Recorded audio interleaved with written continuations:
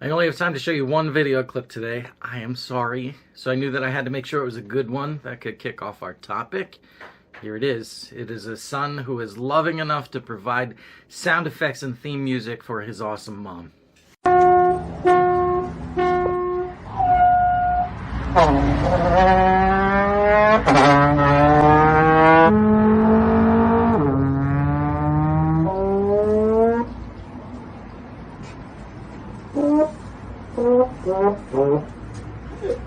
Enough! Enough, enough, enough!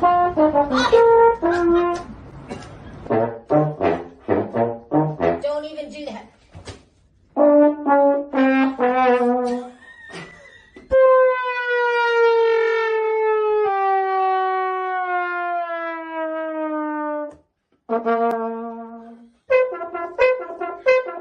Better watch it.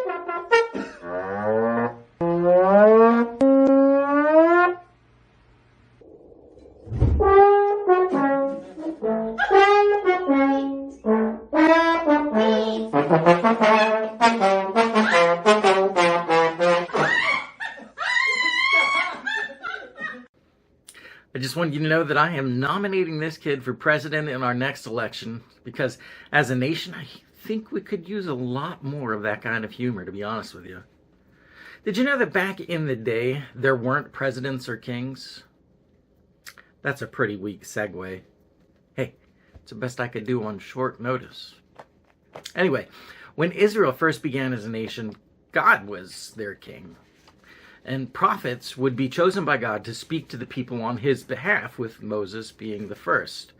Well, as time passed on, the Israelites looked at the nations around them and saw that they all had human kings to lead them.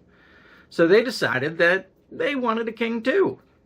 And although this made God sad that the people no longer solely trusted him, he decided to grant their request. And he had his prophet of that time, Samuel, meet and anoint the soon-to-be king of Israel that God himself has appointed. So Samuel follows God's direction and heads off to find a man by the name of Saul. When we first meet Saul, we are introduced to a handsome young man. 1 Samuel 9, 1 through 2. There was a Benjamite, a man of standing, whose name was Kish. Kish had a son named Saul, as handsome a young man as could be found anywhere in Israel, and he was a head taller than anyone else. So we meet Saul. He is a tall, good-looking young man from a well-to-do family. This is who God chooses to be the first king, and it wasn't just because of his looks. Saul had some pretty good characteristics. The funny thing is, even though it was the Israelites who asked for a king, some of them would not submit to God's choice for their king. And they spoke out against this proposed king, and they would not submit to him. Saul, however, proves himself on the battlefield, leading the soldiers in a decisive victory over their enemies. So not only is Saul tall, young, and good-looking, but he's also talented and brave. And you can start to see why God chose Saul. In addition to these other things, he also turns out to be wise and forgiving. You see, after this victory, the people decide that Saul really should be king. I mean, this proves it. They also decide that maybe they should get a lynch mob together and go after anybody who said no when he was first introduced by Samuel. 1 Samuel 11, 12 through 13. The people then said to Samuel, "Who was it that asked, 'Shall Saul reign over us?' Turn these men over to us so that we may put them to death." But Saul said, "No one will be put to death today, for this day the Lord has rescued Israel." So Saul, the voice of reason, doesn't go after the people who had badmouthed him, but instead he unites the people as one. And he proves himself to be a good leader and wins some more pretty good victories for the Israelites. He is anointed king of Israel, probably around the age of 30, and rules over Israel for most likely around 4 decades. His rule is by no means perfect, however, and although he gets off to a good start, he couldn't keep that positive momentum going, and he makes some dumb mistakes. See, he seems to forget that he's supposed to be serving as God's king and listening to what God says. For example, one time before a battle, Saul refuses to wait for Samuel the prophet. And Saul steps out of line and tries to do Samuel the prophet's job. And God is not happy. He's the king, not his prophet.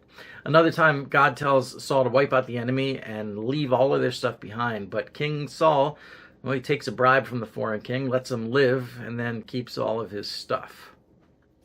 Another time, after Samuel passes away, instead of Saul looking to God for advice, King Saul consults a witch to see if she could bring Samuel back from the dead to give him advice. How dumb is this guy? He does it instead of just talking to God. And it just shows that Saul was not always the sharpest tool in the shed. And because of some of these bad decisions, along with some bad thinking, Saul develops some bigger problems. Because of all the ways that he refuses to listen to God, he loses his relationship with God. And this is where things really take a not so great turn. 1 Samuel 16:14. Now the Spirit of the Lord had departed from Saul, and an evil spirit from the Lord tormented him.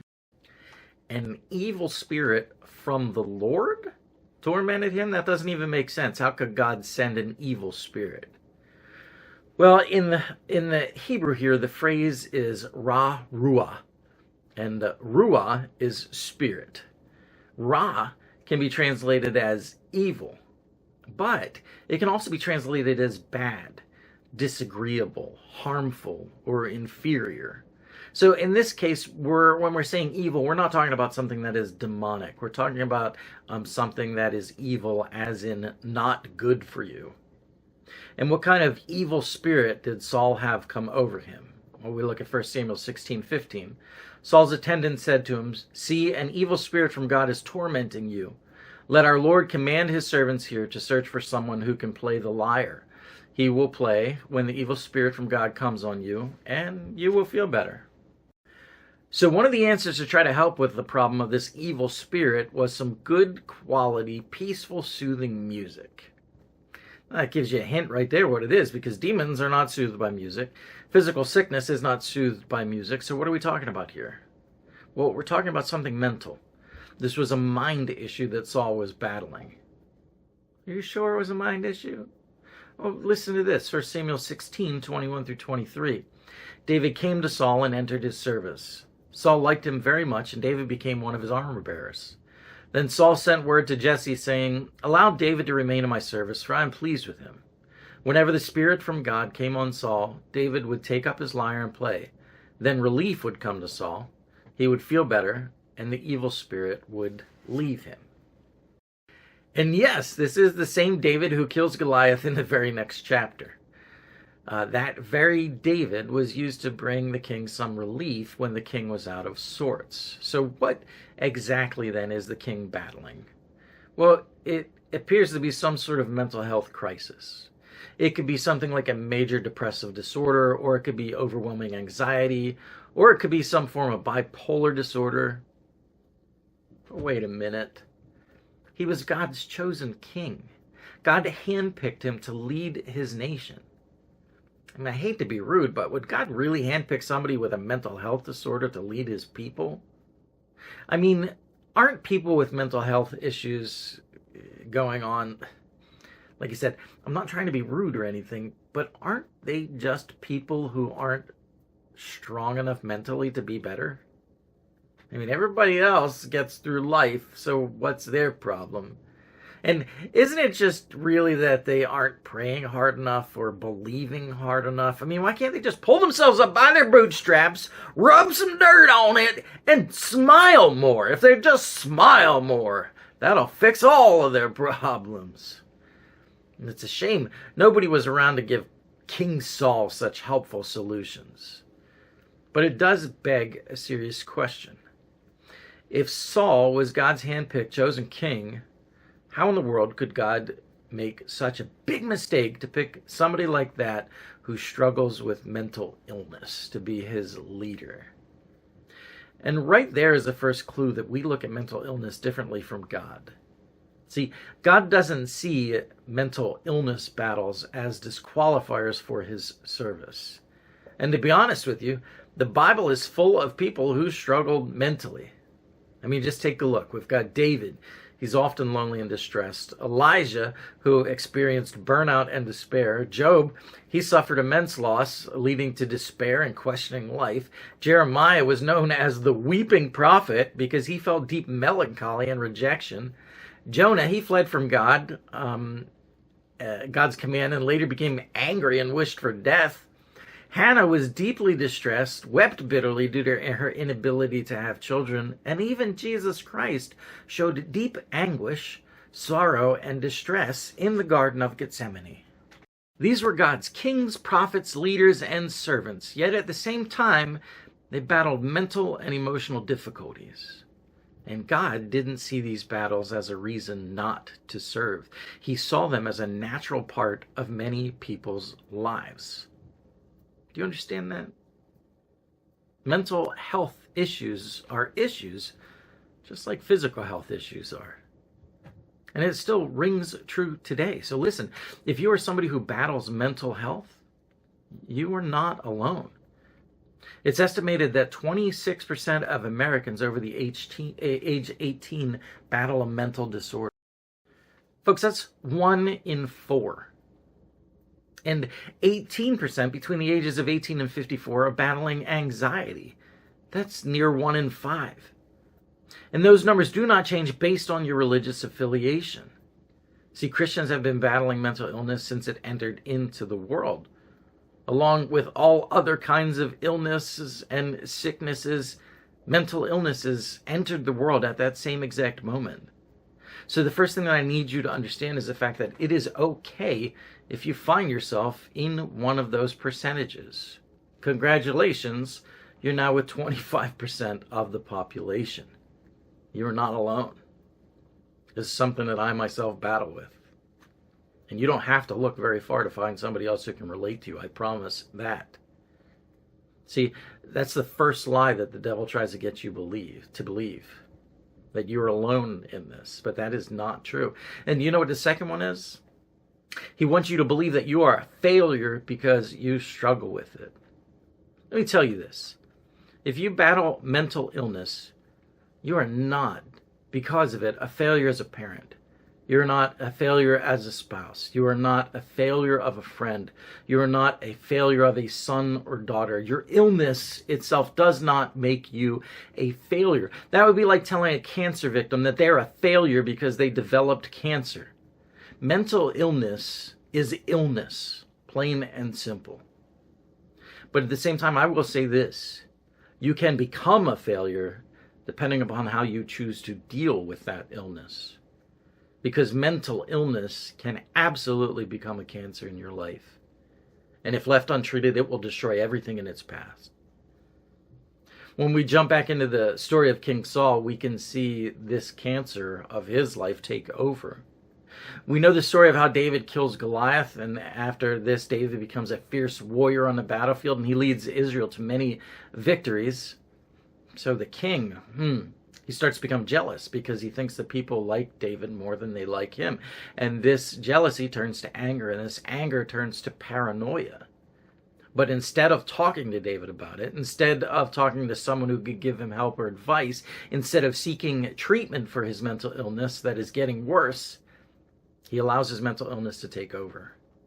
And he becomes so paranoid that he does this on more than one occasion. Thank God that video shows he was obviously very awkward at throwing the spear, or David would have been dead. You know, by the end of the career of King Saul, he battles depression and mood swings, fear and paranoia, major mood swings, and psychotic episodes. When modern-day psychologists read about his behavior, they guess that he could have been suffering from depression, anxiety, bipolar disorder, and possibly PTSD. See, his mental illness became a cancer that took over and ruined his life, as well as the lives of the people he loved. And this same thing happens every single day. You see, the devil loves to feed mental illness when we are too proud to admit that we are struggling. Depression, anxiety, trauma from our past, PTSD, obsessive compulsive disorder, are just some of the things that the devil likes to feed. But they're not things to be ashamed of. They're things, natural things, to be seen and to be treated. If you have diabetes, you take insulin. If you have high blood pressures, you take a diuretic. If you have mental illness, you hide it in shame, deny that it exists, pretend like you are strong enough to handle it on your own, and ignore the problem and hope it goes away. And what happens? Well, the devil uses it then as a cancer to ruin your life and the lives of the people you love. And as Christians, we are not immune. I already told you that I battle it. Let me tell you about somebody else, Jared Wilson. He was an assistant pastor at Harvest Christian Fellowship Church in Riverside, California. And you may have heard of this church. It's a pretty massive church. Their lead pastor is pretty famous. It's Greg Laurie. You ever heard that name? Well, Jared Wilson was known to struggle with mental health. This is something that he spoke about often. And even in the midst of his own struggles with mental health, he always found ways to help others. For example, in 2019, he faced a tough day when he had to do the funeral for a suicide victim of someone that he helped counsel. The funeral, well, it just happened to be on World Suicide Prevention Day. After the funeral, he wrote this: "Loving Jesus doesn't always cure suicidal thoughts. Jesus doesn't always cure depression. Loving Jesus doesn't always cure PTSD. Loving Jesus doesn't always cure anxiety. But that doesn't mean Jesus doesn't offer us companionship and comfort. He always does that." There's such a powerful message found in that. Jesus can and will help you walk through mental illness, but you first have to be willing to admit that you are in a struggle, and then secondly, you have to be willing to do something about it. You have to be willing to put some efforts into fixing it. And it doesn't just have to be one path. There are friends, counselors, doctors, medicine, therapists, self-help tools, and so many other things that can aid in this journey. But you have to be brave enough and honest enough to admit that you could use some help. You know, later that day, this husband, this father of two, Jared, this pastor, this counselor to others, he took his own life. Jared Wilson knew it better than anybody, but sadly he struggled to follow his own advice. After writing these words, he ended his own life that very day, leaving behind a wife and 2 young children. Mental illness became a cancer that destroyed his life. Are you brave enough to make sure that it doesn't destroy yours? Are you brave enough to help someone else get the help that they need?